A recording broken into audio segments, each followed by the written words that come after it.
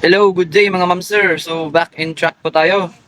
So for today's video, magro-road test po tayo ng unit. Okay, so ang unit po nito isa po may-ari po ni Mr. and Mrs. San Antonio ng Bulol Mala, South Cotabato. Okay, so DA64B. Basic setup lang po ito. So as we can see na kulang pa yung mga pyesa na pan kasi i-road test po natin. Saka i-check po natin yung mga kulang pa nito. Titignan pa natin lahat ng mga kulang-kulang dito. Yan, so ito po yung loob niya. Basic setup is straight seat po ito. Yan, wala pa po siyang mga rear mirror po, center mirror. And then yung sun visor wala pa. So, okay, so dito po isang malalaman ko natin yung kondisyon ng makina natin. Tsaka kung ano po kung dapat ayusin natin. Saka na po kukumplituhin lahat para goods na goods po. So right now, dito tayo sa Pulonaling, kasi Pulonaling. And then papasok tayo ng SCR. Arita na.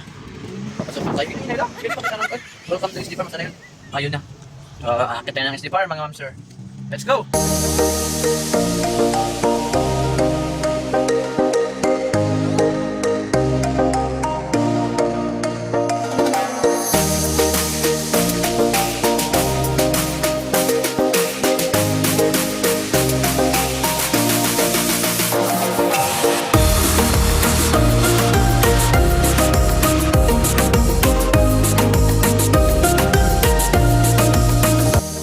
Dito ang daanan, kakanan kayo dyan. Dito yung papunta ng Matutong Rooms. Ayan po, yan po.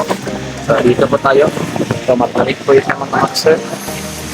Hindi po klaro siguro sa hindi naka-klaro sa Facebook. Pero ayan.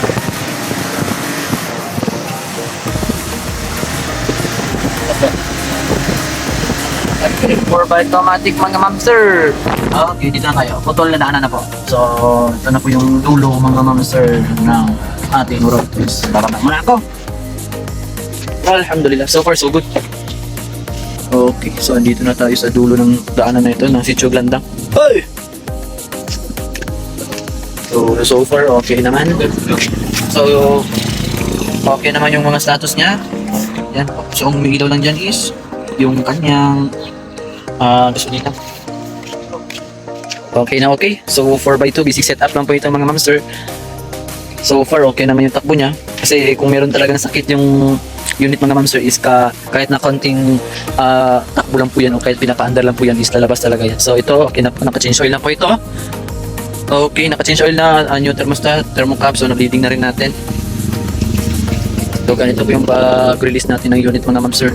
So far, actually lahat naman po ng mga unit is ginaganito natin pero ngayon ako nakapag-upload ng ganito kasi nakatamad po mag-edit po eh. Yan. So okay naman, makina natin okay.